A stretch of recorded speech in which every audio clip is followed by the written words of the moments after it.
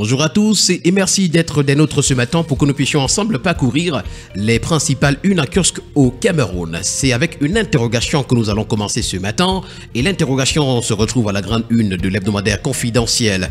Augmentation du budget du Cameroun, à quoi sert tout l'argent collecté ? Alors que le budget du Cameroun s'envole à une vitesse vertigineuse, les populations trinquent. Selon l'Institut national de la statistique, environ 10 millions de Camerounais vivent avec moins de 1000 francs CFA par jour. Pourtant, elle manque presque tout. L'eau potable est devenue une denrée rare, les chaussées sont jonchées de nids de poules, les routes nationales sont de véritables mouroirs, les poubelles débordent partout, obstruant même le passage des véhicules et des piétons. L'ordonnance du chef de l'État sur l'augmentation du budget divise. La société civile condamne, les politiciens demandent au président Paul Biya de reporter sa décision qu'il juge suicidaire pour de nombreux compatriotes. L'information au complet ce matin est à retrouver en parcourant les pages 5 et 6. En petite une, on parle de l'établissement de la carte nationale d'identité vers une augmentation de l'ordre de 250%. Nous allons continuer cette revue de la presse ce matin avec le quotidien à Capitaux Publics, Cameroun Tribune qui parle de loi de finances 2024 et nous en présente les grands changements.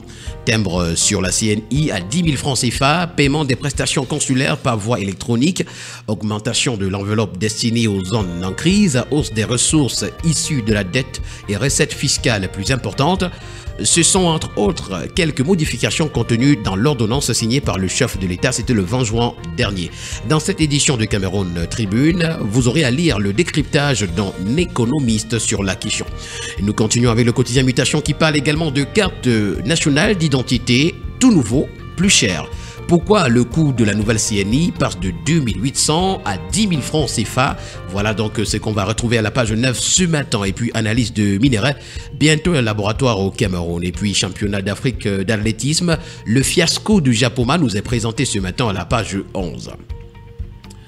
Ce matin, le quotidien Vermeigence nous renseigne du plan du gouvernement pour étrangler les Camerounais. C'est la vie chère qui intéresse donc le quotidien ce matin.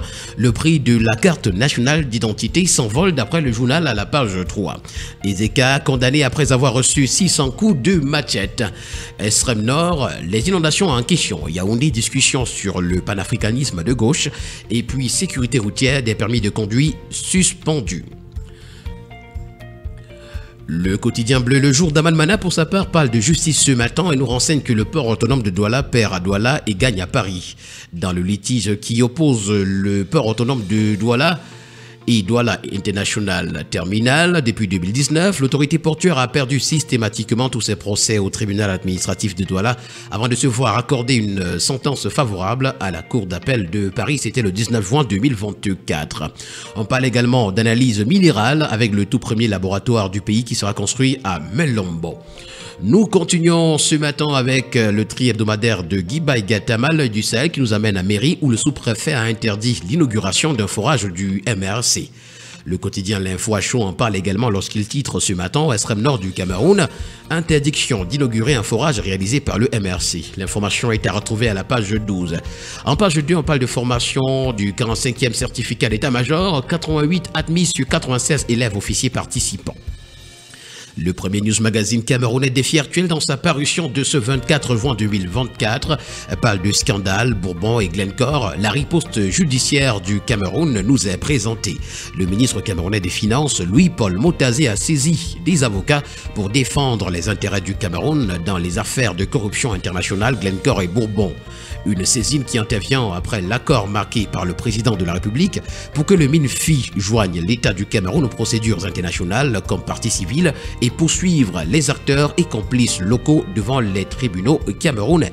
L'information est à retrouver en page 3. On en parle encore avec le journal de l'économie et des finances Ecomatant qui titre pour sa part « Affaire Glencore, Bourbon, l'offensive judiciaire de l'État du Cameroun ».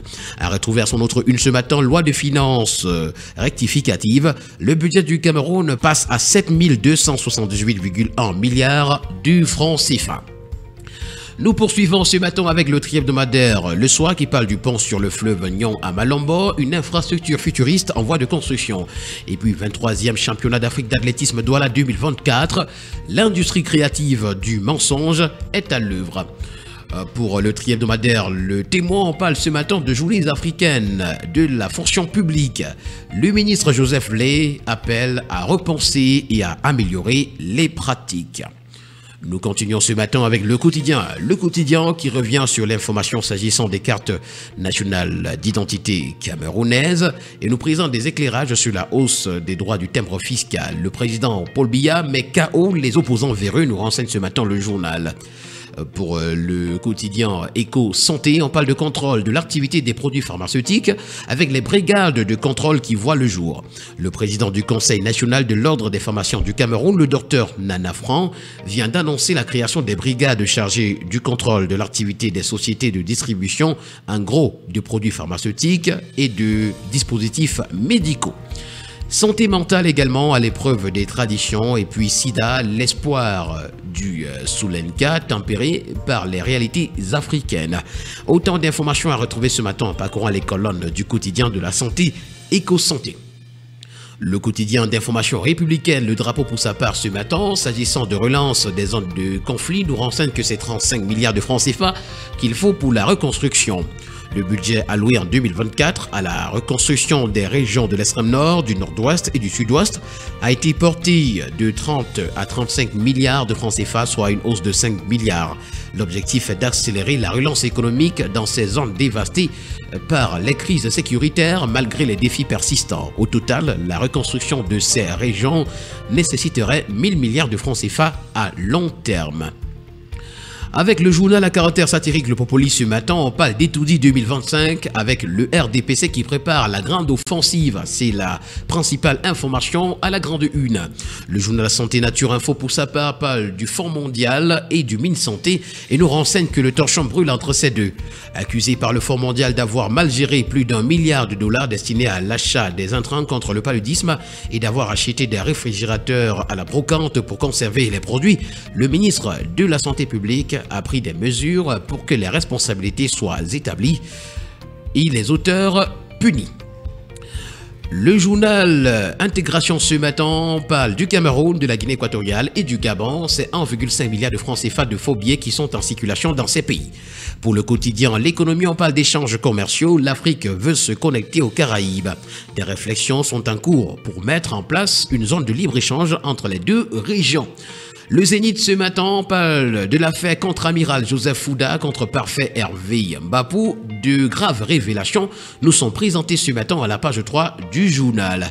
Et pour le reporter export, on parle du championnat africain d'athlétisme quand l'amateurisme s'associe à l'incompétence. Voilà le titre qui nous est présenté et l'information complète à retrouver à la page 11.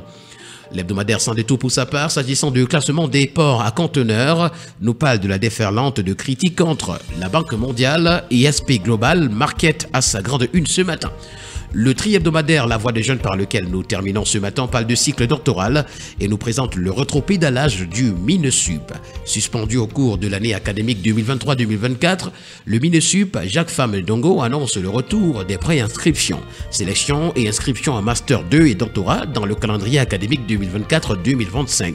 Calendrier intégral à consulter dans les colonnes du tri-hebdomadaire La Voix des jeunes parution de ce 24 juin 2024.